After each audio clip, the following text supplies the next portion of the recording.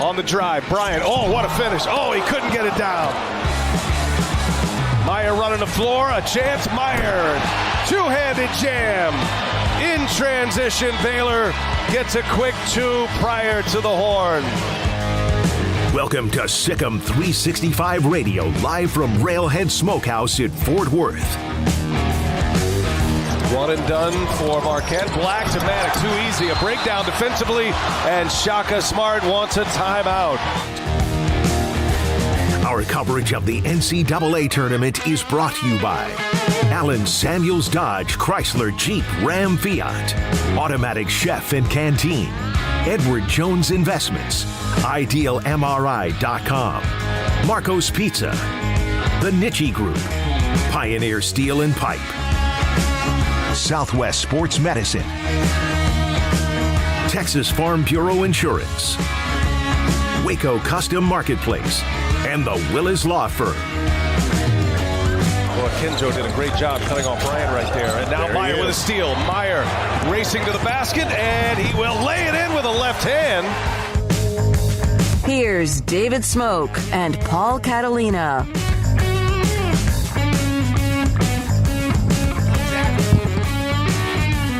Well, good morning.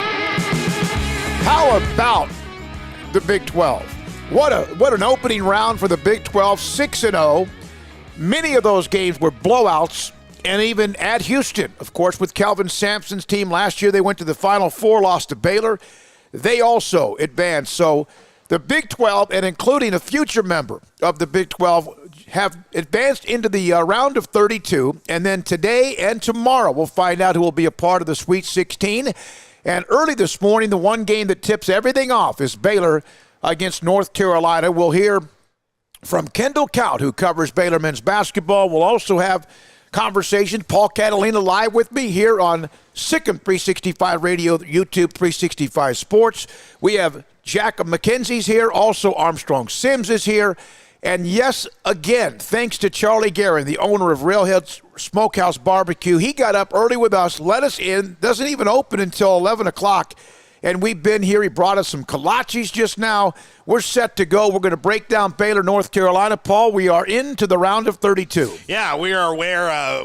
We thought Baylor would be here, obviously. There's only been one, 16-1 upset ever. But this is the interesting thing about this bracket is you get into some blue bloods. You get into some interesting matchups. North Carolina just won the biggest non-championship game in their history 2 weeks ago when they, the one they'll probably brag about it more than maybe 1983 with Michael Jordan. Like that one probably lives forever because the greatest player of all time. But the second biggest moment is ruining Duke's, Duke parade that they had with Mike Krzyzewski. Now, look, they didn't win in the ACC tournament. Virginia Tech, who lost to Texas, beat them. But this is a team that can score a lot. This is a team that can score in different ways. They don't play a lot of great defense, and that's because, as we heard from Adam Lucas yesterday, they only play five guys. No, they basically play do. Five guys. They only substitute in and substitute out based on foul trouble. And the reason that they don't really get in foul trouble is because they play five guys,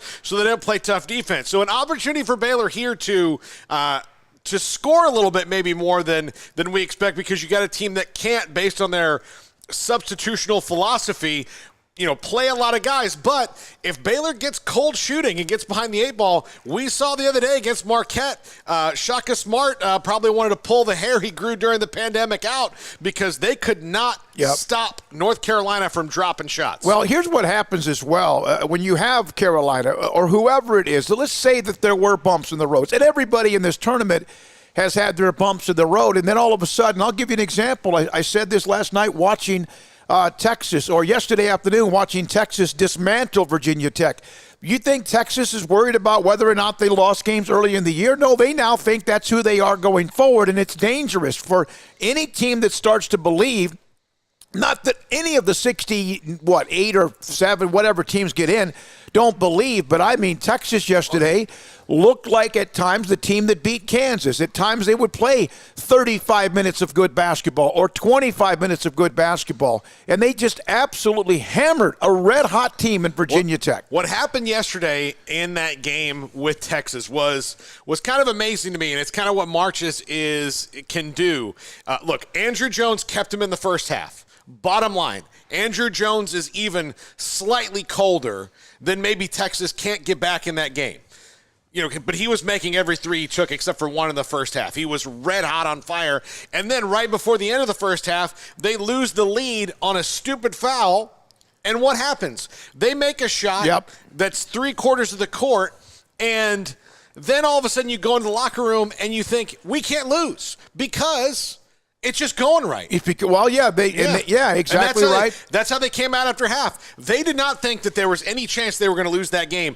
And that's Chris Beard coaching for one, but he hasn't really been able to do that off and on at times this year. Look, against Baylor, both times they played Baylor, you could see in their eyes. They kind of thought they were going to lose those games. Well, even Chris Beard said that. Yeah. He said you had a team that knew they were going to win. I think not quite the quote, paraphrasing. They had a team that knew they were going to win and a team that wasn't sure whether or not they could win. Scotty B is on with us early on. Juan Antonio, does defense make a difference today? And will three-point shooting be crucial for a win? Flagler, Bonner, Akinjo. You're not going to rely on Bonner for threes. Remember, he hit one for the first time in forever about a week ago. But, yeah, if Flagler and Akinjo and even Meyer, who was very good on Thursday, if they can hit a couple of threes early on and get that, instead of 1 for 9 or 0 for 7, get some things going. And then Who knows what might happen? Will be very interesting today. Flo Thamba inside, along with whatever else they do with Jeremy Sohan and how much they can get up and down in transition against a team that loves to do that. North Carolina is 22-4 when they score 70 points or more. That's the threshold. I don't have Baylor's number there because they've won different ways this year. But North Carolina, 70 points or more, and even Scotty B put that up, but that was something Ashley put up in the Sikkim365.com in the premium section. We'll have Kendall Kaut here momentarily. Want to get comments today from Armstrong and Jack. They were at the game Thursday. And then also your calls, 254-339-1122, live at Railhead Smokehouse Barbecue. So I found this out, and you could smell the barbecue and all what they have. So one of the guys here, I said, so when you run a barbecue restaurant, when do you start cooking? And in some cases, what they start cooking at 6 o'clock in the morning, but the brisket has been on for today since yesterday afternoon in that rotisserie type just chamber that just keeps on getting better and better after every minute. Yeah, cooked essentially, you got one that's on there for a few hours, comes off, and then a raw one comes on in the evening, and they start doing it. Yeah, brisket to me. The fact that we in Texas and I guess and our good friends in Kansas City have figured out how to make gobs and gobs of money selling a product that takes 12 to 16 hours to cook is really impressive to the American spirit and how we can figure things out. Look, we can solve any problem in this country if you can figure out how to make a food that takes all day to cook profitable. Yeah, no, absolutely. Can you imagine? Worst thing you could ever hear about if you walk into a place, well, we're out of brisket. And again, Charlie Guerin, who brought us kolaches, who opened the doors up earlier, an hour and a half, almost 2 hours earlier than they opened today. And he has been, and I say this, and if you listen to us Thursday, has been a godsend for us because we could have done the show at a hotel. We could have done a show in Waco. We could have been, but he opened up the doors to Rail House Smokehouse Barbecue and has been as hospitable as possible along the way. Also today, from Scotty B again, if Matthew Meyer, I think Scotty B never slept last night. Matthew Meyer scores like he did last game, at least 2 or 3 other guys step up. If Matthew Meyer can give them what he did Thursday, you may not even need 2 or 3 other guys. They just have to go about doing their business because that's 20.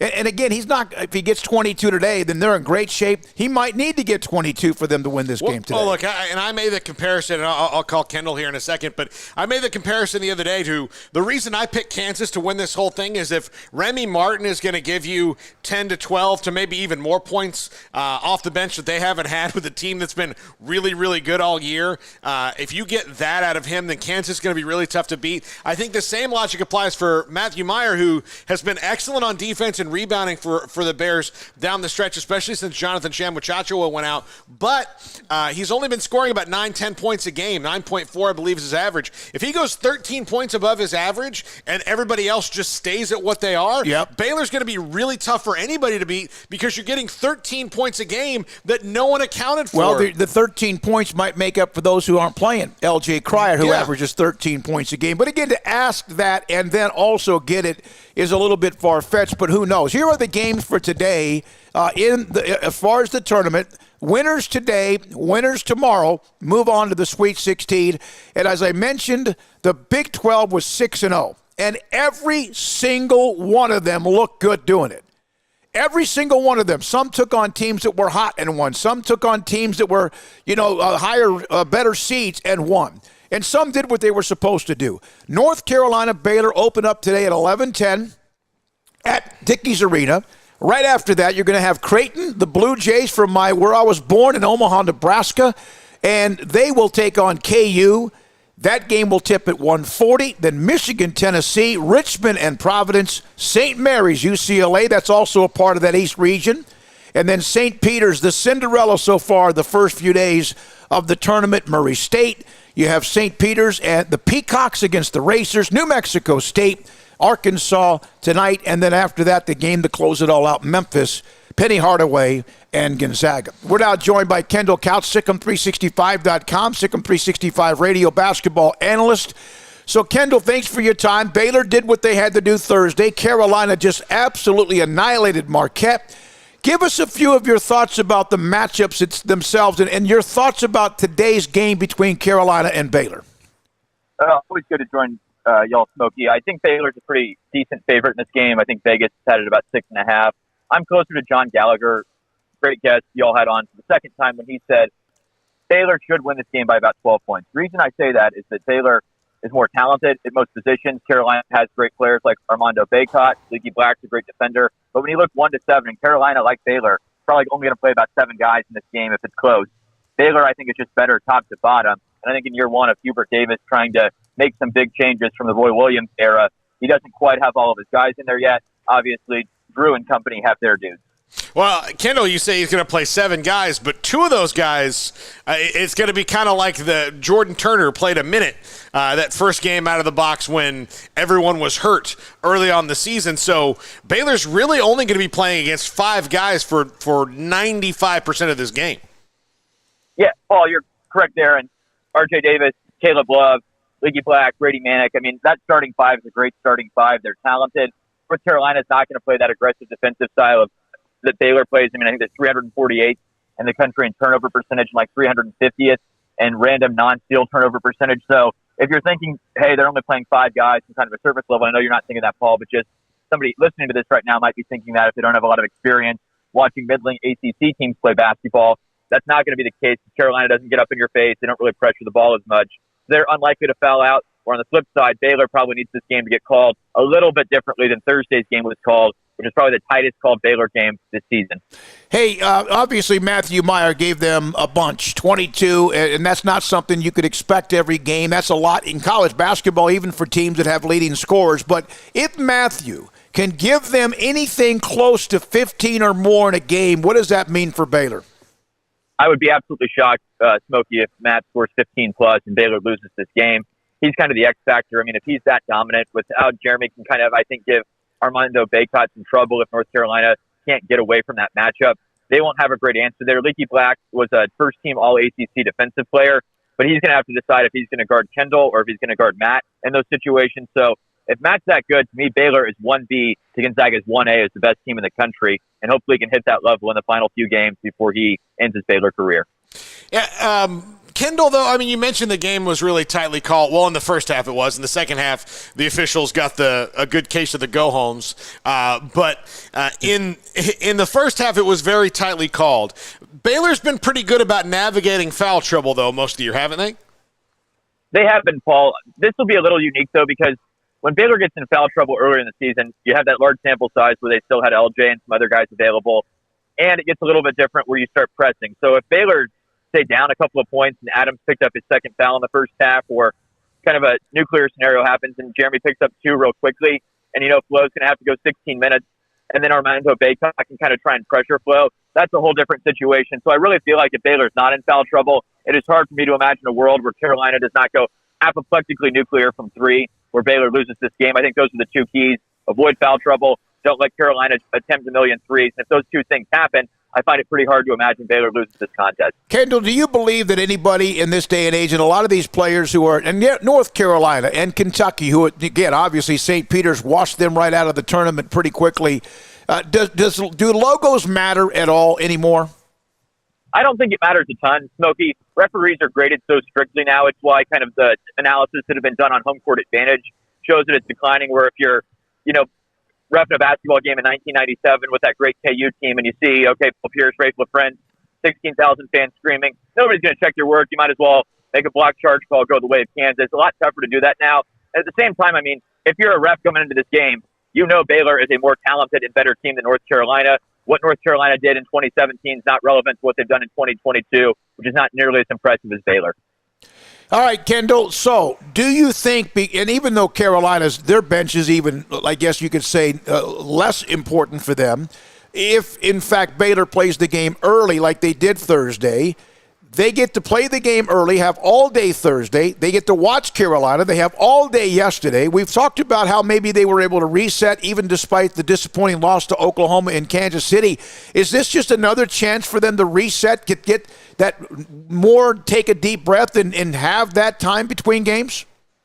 I think it is, Smokey, and especially for Kendall Brown. We found out he had strep throat coming into the game, felt a little lethargic in stretches, got out of the lineup, I believe, on Thursday earlier than that, and that's normally out of line with Baylor's rotation strategy. So I asked Scott Drew about that at the press conference yesterday. He mentioned that Kendall's doing better now, recovering as one does from strep throat 2 days later. So I think that's another added advantage for Baylor compared to where they even were on Thursday.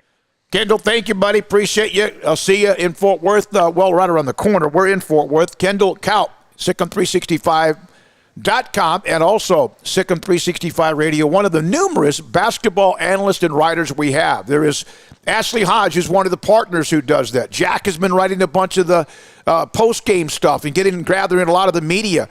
Then there's Jason King, and among others. And then Sean Gallagher, who's the head basketball coach at Hartford, who joined us again yesterday. And he was, as Kendall alluded to, I was kind of surprised by that. He came out and said he thinks Baylor may win easily. I don't see that, but I'm not one that usually just say, hey, somebody's going to win easily. Now, I just think that Baylor starts well.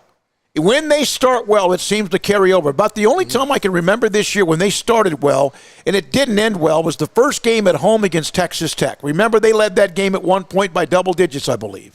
And then it just slowly, like Texas Tech just started to kind of, basically suffocate them. That Texas Tech game was the first time I'd seen Baylor get lackadaisical in 3 years. Like and they were 15-0. They're coming off. Yeah, you can see number one. Yeah, they're just kind of like, all right, well, here we go. We'll just get back into it. Had a nearly perfect, first, 17 minutes of that half, and you just, you can't. No, but even the most humble people in the world can't stop from when things are going really well going. I'm pretty damn good. This is pretty comfortable, yeah. 254-339-1122. I'm going to fill you in on games from late last night in case you did not see any or you kind of like catching up. Duke beat Cal State Fullerton 78-61. Armstrong texted me late last night saying, hey, Blue Devils won. Also, again, the Iowa State game, Houston beat UAB by 14. UT Chattanooga had Illinois dead to rights many times and could not convert. And Illinois and Brad Underwood advance. That's a 4 seed over a 13 seed, 54-53. Let's see. What are the other late games? That game was heartbreaking. If you're Chattanooga. Although I do feel like there are probably, and I don't know this, but I know this, a lot of Kansas fans that weren't sad to see Chattanooga lose since one of their best players is Silvio De Sousa. But But to lead the whole game into the last 30 seconds and lose is really, really tough. That one was a tough one. And, Iowa State beat LSU by 5 and really almost dictated most of that game. They did. They really did.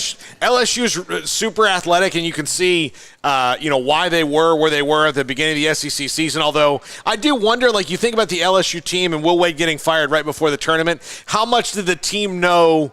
When you start getting scuttlebutt of when they hit their little cold streak of it's about to hit the fan. Yeah, and we can't wait to get to the offseason. I'm not saying that because they were fighting down the end, but lost. They were playing really well, and then went on a cold streak. Yeah, and Hunter was great for Iowa State, scored 23. It is strange to me, though, it's not like anybody who's gone there in the last 3 years hasn't known that Will Wade's in trouble. So, but I mean, at least when it hits you, this is really going to happen. Two things maybe can that's happen. What happened. Yeah. One is that you kind of, let's get out of here. Let's go home. It's kind of like a team when they know they're out of a race in any kind of sport. And then number two, they can get inspired to kind of help the guy that took over. So, and TCU just absolutely. We're doing a show, Railhead Smokehouse Barbecue. This is where they host the TCU coaches shows throughout the school year.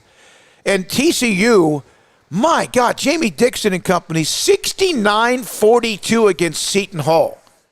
That is an absolute, ass kicking. That's what it was. And it was never close. Miles had 21, and TCU just crushed him. Brian Estridge, voice of TCU, who's the one that gave us the heads up on being here at Railhead Smokehouse Barbecue. He traded us Railhead for San Diego. For San Diego. I'm going to tell you. I think we won. You know what? Yeah, but you know what? I'll tell you this. San Diego's beautiful. You know what Brian Estridge is doing today? Nothing. Nothing. He might have a shoot around, get an interview. 254-339-1122. That's the call-in number. Let's break here, Armstrong and Jack. We'll break here, come back, light the lines up. Your thoughts about Baylor, North Carolina. Your thoughts about, is St. Peter's well and above? the Cinderella so far? Is there somebody else that maybe you think might be? Who among the double-digit seeds can get through the weekend into the Sweet 16? 254-339-1122. Sikkim 365 Radio. Ram Truck Month is here, and it's all about the championship drive as our hometown teams march towards another exciting championship drive. And so can you in your new vehicle from Allen Samuels Chrysler Dodge Jeep Ram in Waco. Shop for power, performance, and reliability with the brands that bring you what you want to drive. Come in today and see our selection of new 2022 trucks, SUVs, and cars. It's time to take home the trophy from Allen Samuels in Waco. Shop the huge inventory of new car and truck inventory in stock today. Come by. Let's be friends. See dealer for details. All offers have credit requirements. Automatic Chef Canteen is a full-service micro-market vending and office coffee provider with state-of-the-art vending equipment, a wide variety of products, and offering custom-fitted micro-market vending office coffee solutions for your employee break room. You want a full break room solution and a workplace oasis? Well, Automatic Chef Canteen, locally owned and operated for over 50 years in Central Texas, also includes in-house mechanics on call 24/7 for fast, reliable service and maintenance. Automatic Chef Canteen, 6900 Imperial Drive in Waco, or online at automaticchefcanteen.com.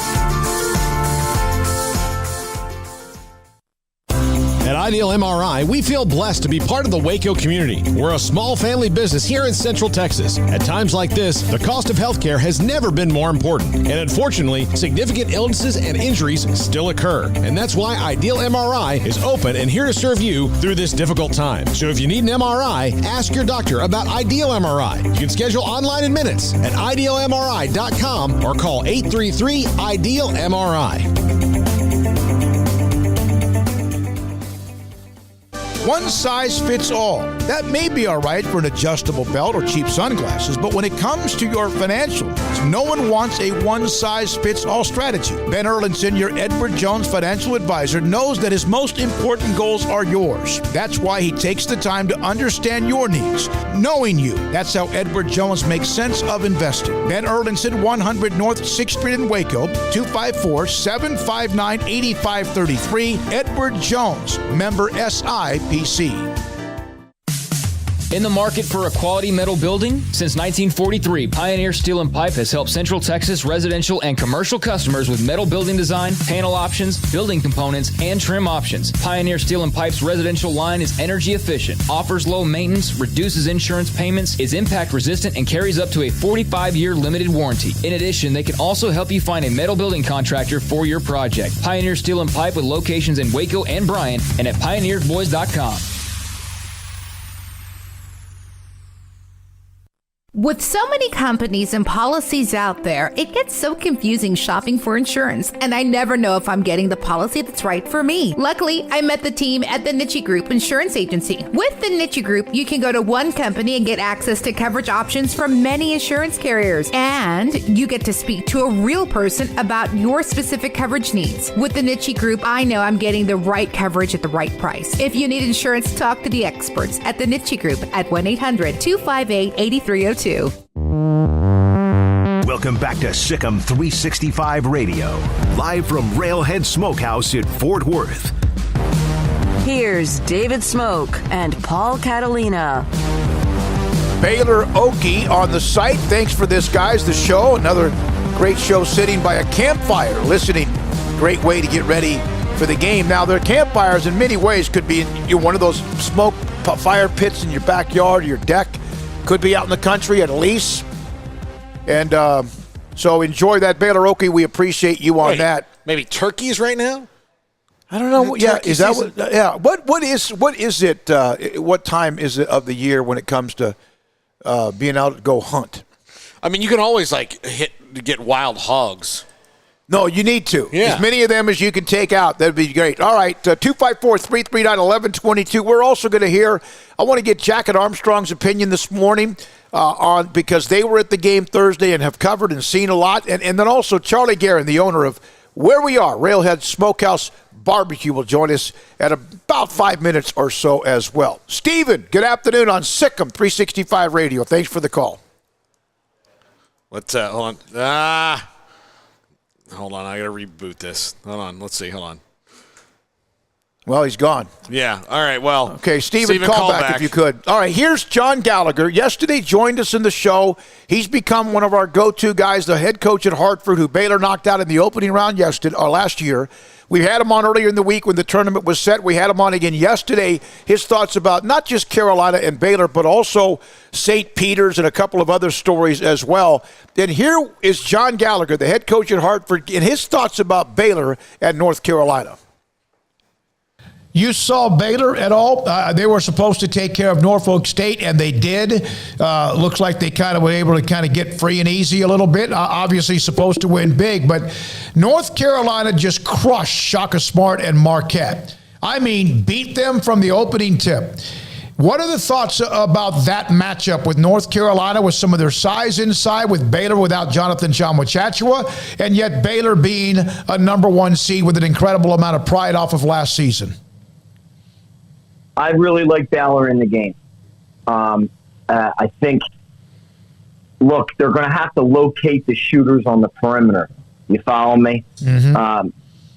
As good as they are inside, North Carolina with their size, and what concerns me is they're a different team when Carolina's banging the threes. And the matchup, look, if you look at the matchup, when UNC's on offense, okay, they're 23rd in offense in the country. Baylor's defense is 12th. It's a great matchup. And one thing you want to study in the matchup is early in the game, what's the turnovers? Is Carolina flipping the ball over a little bit? Are they turning it? Because obviously, Baylor's 16 in the country and turning at 22.9%. And I think early in the game you want to see. And then one of the matchups is Baylor's defense, guarding 3, 29%, 18th in the country. And Carolina's 36.2, 51. Those are the two areas you want to focus on early. The turnovers and how many threes Carolina's banging. Then on Baylor's offensive end, look, that's where the game has to be changed. Baylor's 8 and Carolina's 55, which is high for a Carolina team. And Carolina does not turn you over. They're 348 in the country at turning you over. So Baylor's going to have not a lot of pressure. It's one of the areas that Carolina has an issue with. They're not getting live ball turnovers that typical North Carolina teams get. So I think this is a crazy good matchup for Baylor. Crazy. I love Baylor in the game. I don't like them. I love them. That's John Gallagher, the head basketball coach at Hartford, who gave us his opinion on Carolina and Baylor. 11:10 tip-off, just over an hour from right now on, of course, at the Dickies Arena in Fort Worth. Also, a quick note here. Do we have the lines back rebooted or not? I mean, it appears so. All right, so, Steven, I'm sorry about that. If you want to give us a call back, or if any, 254-339-1122. So last night, I believe it was. We don't have it yet? Okay. All right, we'll do that in just a little bit as well. But, by the way, last night, Dave Aranda was honored by the Maxwell Award. Of course, he was named the George Munger Coach of the Year. There are many different Coach of the Year awards, and this one is big time among all of them, anytime you're a part of it. And we'll have a little clip what he said about being embraced by the Baylor University campus and also by the city of Waco as well. We heard that earlier this week from Nikki Collin as well. And, of course, we know what Scott Drew thinks about his relationship with Baylor University, among others as well. So tomorrow, let's look at today's game. All right, so these are the matchups today as far as the seats. 1 against 8, Baylor, North Carolina. Baylor's favored by 5.5.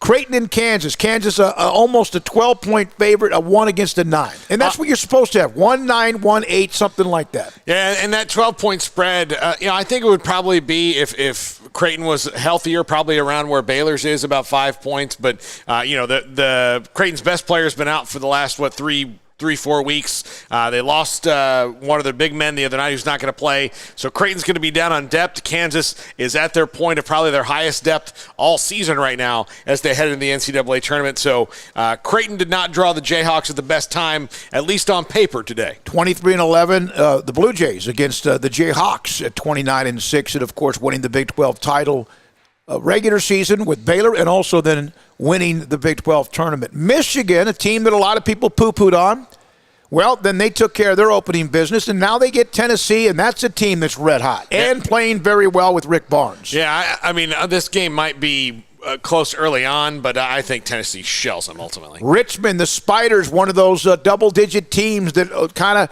shook up some brackets, and then again, maybe you should have known that. The Spiders against Providence, who another team, despite being a 4 seed, South Dakota State, and they took care of their business. And Ed Cooley, who's up for Coach of the Year, among a couple of others, and the Spiders at 4:10 this afternoon on TNT. Yeah, we'll see how if this run can continue. It's hard. They won the 4 games in a row in the A-10 tournament. Richmond did. Now they got to go and play Providence. They've won 5 in a row. To win that many games in a row is a tough thing to do. I think Providence has this one. If Baylor does win, or whoever does win, Baylor in North Carolina in the East region, you start to pay attention, and everyone has, about, okay, who else is around? Because you have to play somebody immediately after winning the first round game. Baylor won their game against Norfolk State, and North Carolina hammered Marquette.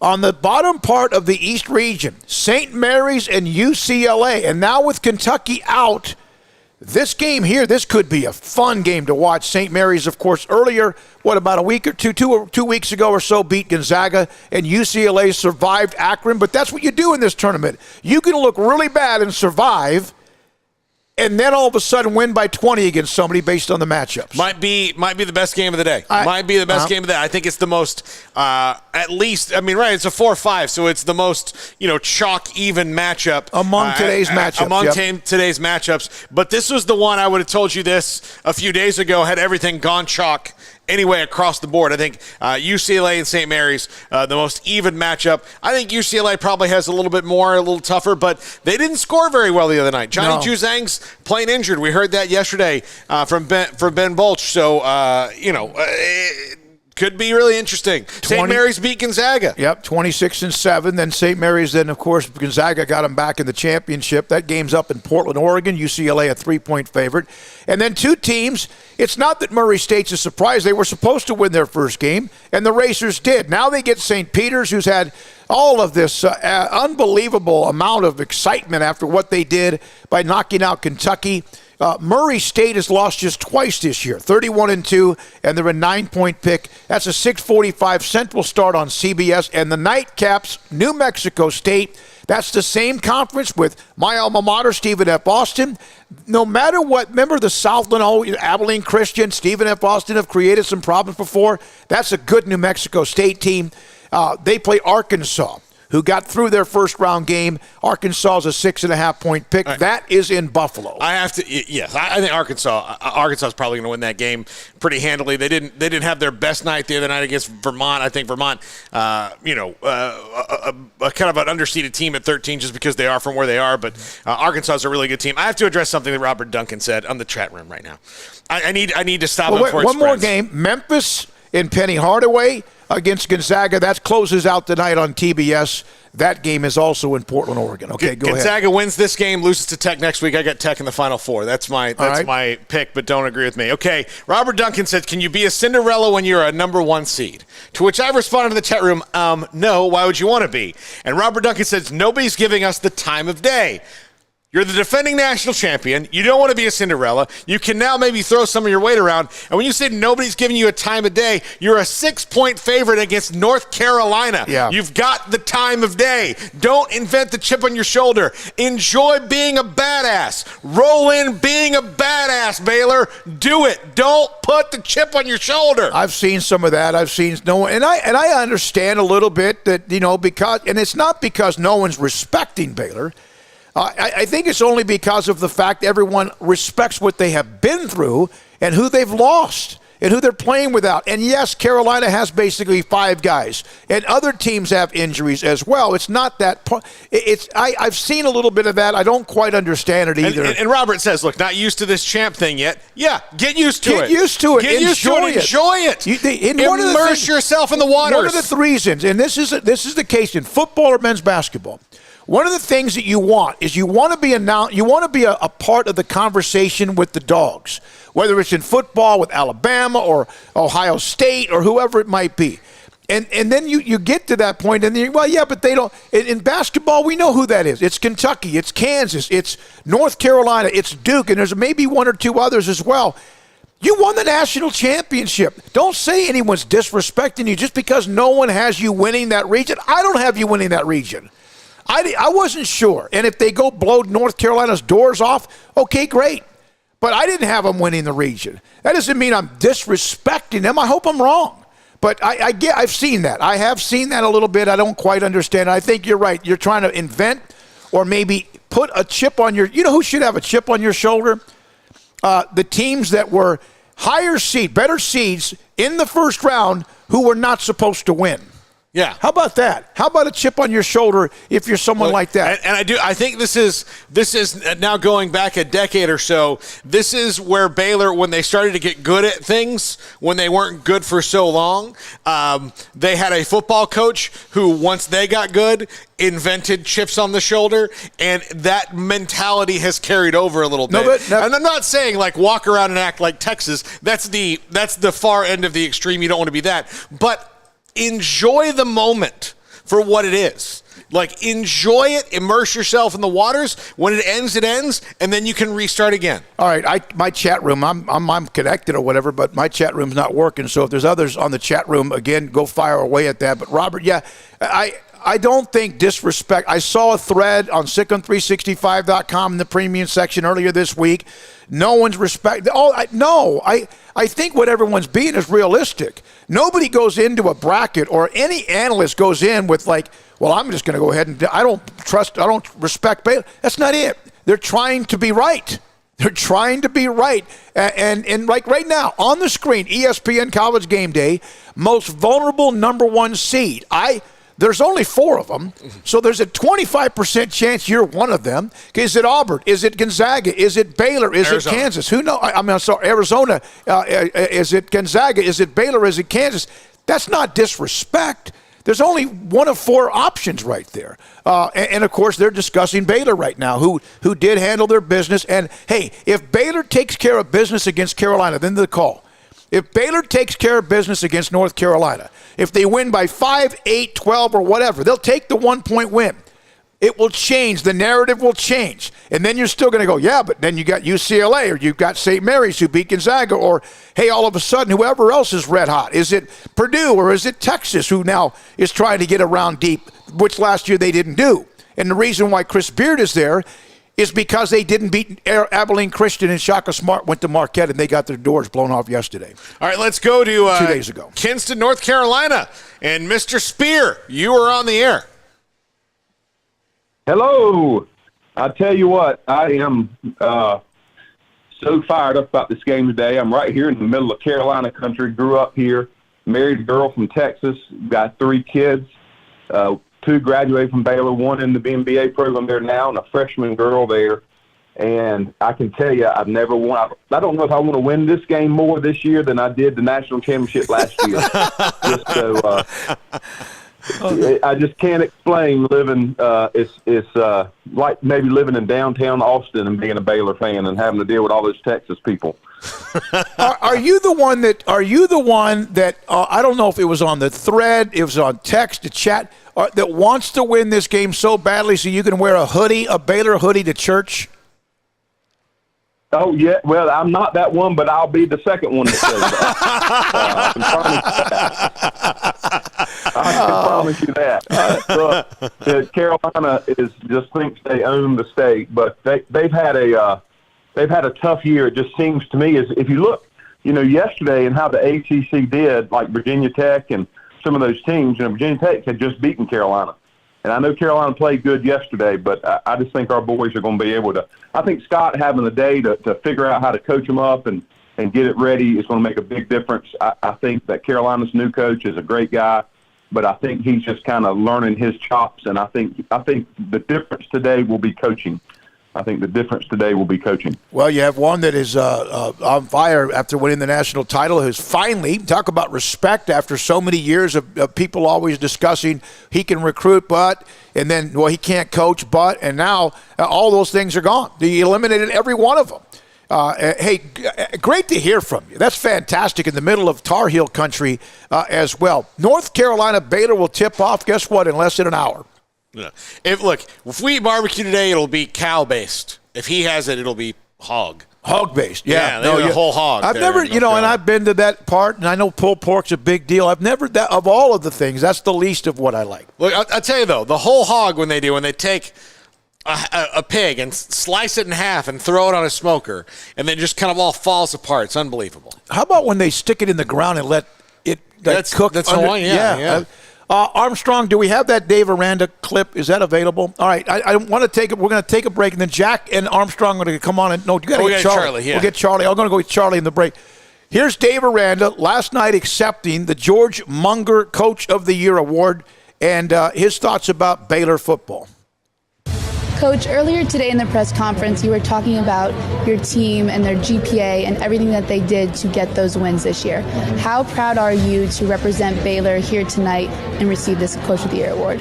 Oh, very proud. I mean, to receive this award, I thank the Maxwell Football Club. I thank, my family, my wife Dion, and my 3 kids, Jalen, Jordan, and Ronan. But I thank the football team. 2019 for them, they won a lot of games, and they won it a certain way. And from a coach that I really, really respect, and really kind of laid the groundwork for this and for what I've been able to do. But for the team to have buy-in from just someone that's soft-spoken and probably not what they expect, and not maybe as confident as they'd like, and just all of it, man, I just way recognize it. I'm way appreciative of it, and I'm blessed that the season turned out the way it is, and that we're doing this right now. Well, Maxwell is very happy to have you here. Congrats again. Thank you. All right, so that's Dave Aranda, won the George Munger Award in typical Aranda fashion, talking about more than just football. And man, the spring drills for Baylor will start next Tuesday, the spring game near the end of April. When we come back, Charlie Guerin, the head coach, he's the owner of Railhead Smokehouse Barbecue, has been as hospitable as anyone has ever been. He's next on Sikkim 365 Radio and 365 Sports.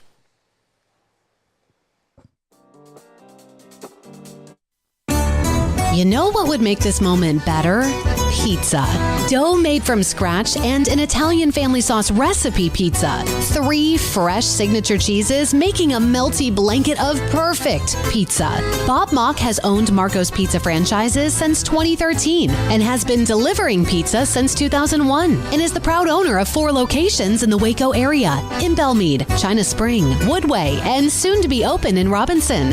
Order at marcos.com to make any moment better. Marco's. Pizza lovers get it.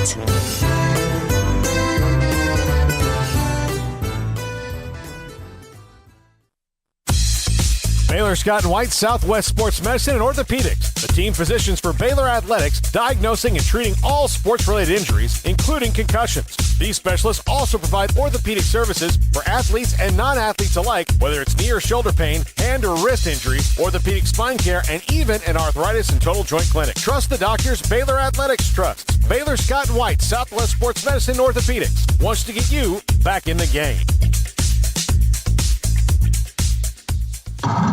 It's plain and simple. Waco Custom Marketplace is the one-stop shop for what you need for tailgating, from charcoal, cold beer, and wine.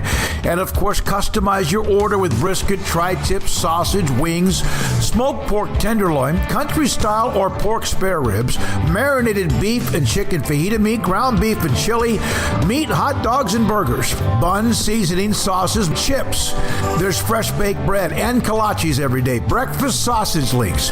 And you can also customize your favorite favorite cut of steaks from Select, Choice, or Prime, bacon-wrapped fillets, ribeyes, New York strip, sirloin, T-bone, and porterhouse.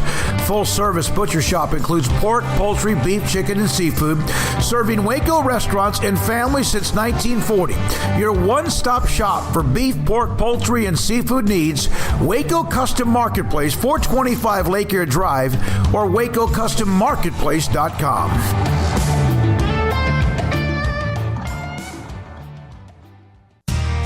How did Edward Jones become one of the biggest financial service companies in the world? By not acting that way. Financial strategies, one-on-one advice, it's a big difference. And that's why Brad Wilson, your Edward Jones financial advisor, makes sense of investing. Experience the difference for yourself. Brad Wilson, 250 Sharon Drive in Woodway, 254-776-4337. Edward Jones, member SIPC. It was broad daylight. I stepped into a gas station for 5 minutes to grab a snack, and just like that, my car was broken into. They made out like a bandit. My laptop, my phone, everything. I called my agent to see what could be done, and he restored my faith in humanity. My claim was processed so quickly, and I was able to recover my losses. Stop by and see our agents at one of our 3 McLennan County locations. Coverage and discounts are subject to qualifications and policy terms and may vary by situation. Welcome back to Sikkim 365 Radio. Live from Railhead Smokehouse in Fort Worth. Here's David Smoak and Paul Catalina. Of course, don't forget Monday, back on the air live to summarize whatever happens today, tomorrow, and many other things as well, as it's on to the Sweet 16 after this for 16 teams, obviously.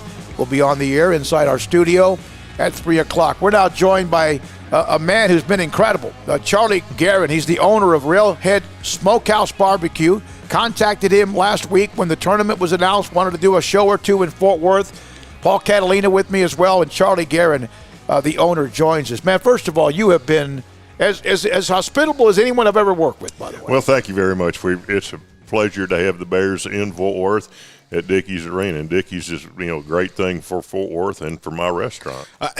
Just that it's beautiful. I mean, it is absolutely. They didn't appear to cut corners. I mean, sometimes you get these event centers and you're kind of like, well, what did we pay for here? Man, that thing is fantastic. Well, Ed Bass planned it and built it, and he did an incredible job with it, and they did not cut any corners. And if you ever get the opportunity to come up here for a concert, it has the acoustics in there are as good as they are at Carnegie Hall. Yeah, it's cozy, but I could feel that. I could tell where it's not one of those where you have that hollow areas in certain parts of the arena as well. How about TCU last night? TCU played awfully well last night. Beat the hell out of Seton Hall. They took it to them. They've got a big one tomorrow night, though. So your thoughts about what you do. We talked to a couple of guys earlier in this business of barbecue and what all the things you have. You start the brisket the mid-afternoon or so before, and you let that slow smoke all night long? It cooks all night, and my guys come in early in the morning, take that off, and they put, like today we have half chickens, so they put the half chickens and the ribs on, and so then a little bit later the sausage and blown-in salami. But it's something's cooking back there nearly 24 hours a day. Well, it's got that smoke flavor. It's got the you can feel it, smell it. Man, this place is – how did you get into the business? There was a drive-through beer barn down the street a ways, and when it was empty, sitting empty, a little bank had it, and my partner, who's now dead, he said, let's try this, and we did, and we lost a lot of money for a couple of years, but then things got going good, and we got robbed a couple of times, and we found this location. This was a nursery, and bought this and built this building 26 years ago. We've been doing it for 35 years. You have embraced the athletic scene. I mean, this was we had a lot of Baylor people came in the other day. We saw, but there were a huge table of guys, regulars on Thursday night. They're here every Thursday night. What was embracing this TCU sports scene like, and what's that been like for your business? It's been great. We have the TCU coaches show football, basketball, and baseball here, and have had for I think 18 years. TCU is Fort Worth, but we obviously enjoy having any of our Big 12 teams in here. We had a lot of SMU fans here last week when the AAC tournament was at Dickey's. So when you host TCU coaches shows, all of them, you had the baseball coach on Wednesday, the day before we were here, and you told me, though, that you have Baylor fans who are regulars here. I've got a lot of Baylor fans that are regulars here. That's awesome. So because when Brian Estridge told me, and he's the one that suggested I call you, and we did that pretty quickly, you and I, and then also with Paul and Armstrong and Jack, I was like, wait a minute, because you know how that rivalry, TCU and Baylor, I mean, that's not the easiest rivalry to deal with. No, and I'm thinking he's going to tell me to go to hell. But you did everything we're but happy that. to have you here. I mean, the Big 12 did so well yesterday, or the last 2 days. It's been, if Baylor's not playing TCU, I can be for Baylor. David Day, my favorite 5 words at Railhead. Pound of ribs and fries. All those great. fresh cut fries. You get a lot of places they just kind of throw a bag of frozen fries. You guys do the fresh cut fries here. We cut them every morning. That's the best way to do it. I saw it was one of the first things I saw Thursday coming out of the line when we got here, and it was already we got here at 10:30 on Thursday, and the line was already well out the door. Well, They were getting people waiting. Yeah, Thursday's our biggest special day, and then when y'all coming in and bringing all the Baylor people in, it was a great Thursday. We missed having basketball yesterday. I bet it was. Now, is there anything about barbecue in Texas when you run a restaurant? Are there seasons that are different than others, or is it every day it doesn't matter, it's the same? We cook the same thing every day with the exception of chili. We only cook it October through March. How long I got to know that recipe, because my chili's not Texas chili. It's different. It's a different animal, but we buy our chili from Fort Worth Chili Company. Okay, well that's a good thing to do, right? So, do you travel to watch TCU very much, or do you? I travel for football and for baseball. Okay, and you have a parking pass that's like basically at midcourt, isn't that what you told me, Paul? I've got 4 parking passes at Dickey's. Man, yeah, that's pretty. That's swag right there, isn't it? Well, it ain't free. No, you can get all the amenities, you can get all the parking, you get the beautiful seats, whatever, or boxes, and yet you know what? It's not free. You're exactly right. It's not free, but it's really. I mean, they've got McCartney coming here next month, which it's sold out. They've just got great events, and when they have the big events, it really is good for my business. Well, that's going to be, even though there's going to be thousands of people in the arena, that's going to feel really intimate with Paul McCartney, I would think. I believe it will. Yeah, I think it's going to be great. Yeah. You mentioned you travel with baseball a lot. This is the post-Jim Schlossnagle era, which I know had to be tough for TCU fans to kind of deal with. He's been here for so long. How do you feel that's going so far? Well, we had a big win at Baylor last night. Yep, you did. It was, I think that Coach Sarlos is doing a good job. The kids like him. Jim and I still text each other. We're friends. We play at Lupton Field, and that's my middle name. Oh, really? Yeah. Relationship? I mean, is that? It's named after my grandparents. Oh, that's cool, man. That's awesome.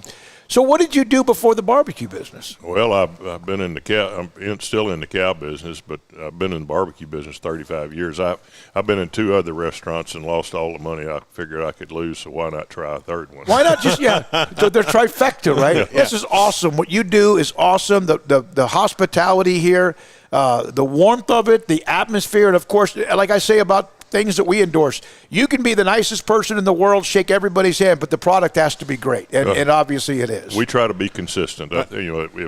If there's something on our menu you don't like, don't order it. Order something else. There you go.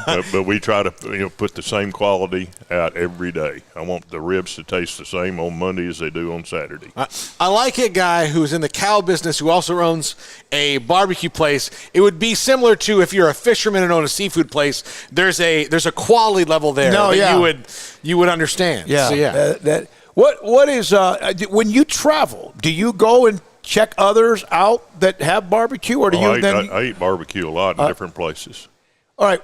Outside of barbecue, if you had one meal that you wanted that was a steak or seafood or whatever, outside of what you do, what would it be? Probably steak. I enjoy eating at George's in Waco. There you go. because we're playing so early and we had this going, I would have probably gone down to Waco Watch last baseball? night. Yeah. And this has got a little bit of that atmosphere in it. There's no question. Very similar to that. Yeah. And Fort Worth's one heck of a barbecue city. You got barbecue places that are popping up all over the place. There's some, there's new ones popping up all the time. Yeah. Of course, Angelo's has been here longer than we have, and they do a great job. Cousins does a good job. But the new ones, I really haven't tried any of the new ones. What barbecue city do you like to go to? Do you like Kansas City? Where is it? I kind of prefer Texas barbecue. Yeah, me too. I do. Yeah, me too. Charlie? And in Austin, there's so many. Yeah. Thank you. Seriously. I'm glad we had a chance to get you on. Want to do more in the future if we possibly can. And good luck to TCU moving forward. But all the Big 12, 6-0, and Houston won as well. Well, I'm pulling for any Big 12 team that's playing him. Today it's Sick'em Bears. Yep. Thank you, man. Appreciate it so much. I appreciate y'all. And we're going to have our post game. In fact, Ashley, will you come over here real quick and take the headset real quick? Again, Charlie Garrett, the owner of Railhead Smokehouse Barbecue, where we did the show throughout the afternoon after the Baylor win on Thursday, and also we're about to wrap up the pregame show. Baylor starts in about 40 minutes or so, and Ashley's going to do post game from here as well. You kind of did a little scouting trip here to just kind of know where you're supposed to be? Yeah, well, I was here, my days were Thursday. Thursday. That's right, you came by. I saw that. Yeah, I got some great barbecue, had a beer. It was awesome. Got a bunch of people here, so fantastic hangout. Break down what has to happen besides Baylor making shots. What do they have to do? Baylor's got to make North Carolina uncomfortable. I saw a very comfortable team on Thursday. My days are mixed up. But, Baylor's got to play that pressure perimeter defense, make North Carolina very uncomfortable.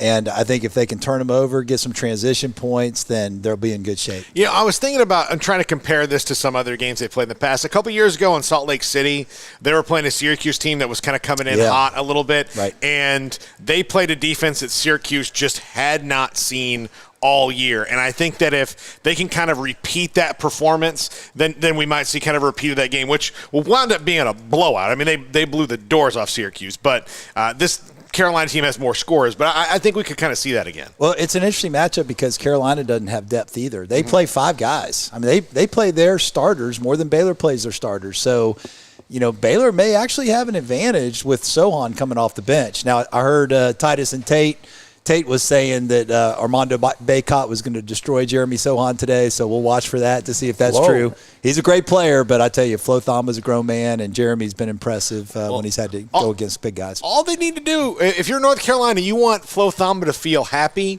and well-adjusted and safe. Like, you want him to be happy and look at Flowers. If he's even this angry, it's a different guy altogether. No question. I mean, we saw that in the championship game last year, right? Yeah. Drew Timme took that personal, and he destroyed him. And so I think he's capable of doing that. And he's playing incredible down the stretch. He's been the key. What? And you may know this. How did they get him to stop dribbling so much?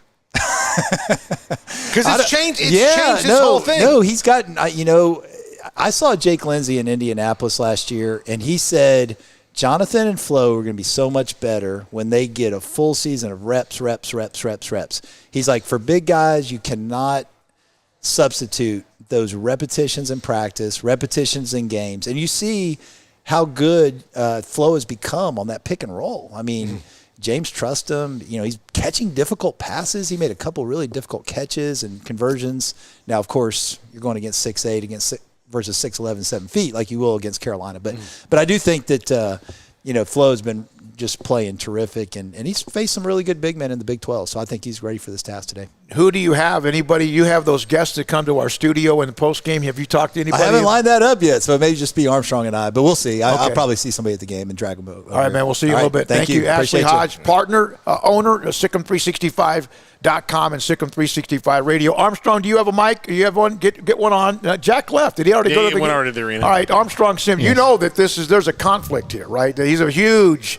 He's got the Baylor shirt on. He knows where his father and brother walked in. Oh, my Lord. Are you? Is it awkward right now with you? We talked about this yesterday.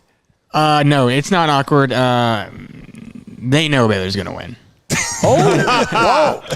All right. So it's not awkward. I'm actually this is something I've wanted to see ever since I came to Baylor. Wow. And because most people are like, oh, I'd hate my two teams playing, but I'm actually really excited. Obviously, I'm Baylor all the way, but if North Carolina advances, that's great. I mean, so this is kind of a win-win, but one of them is a much bigger win. You know? Yep. And they did look really good on Thursday. They sure. really did. They tore Marquette, and you know what?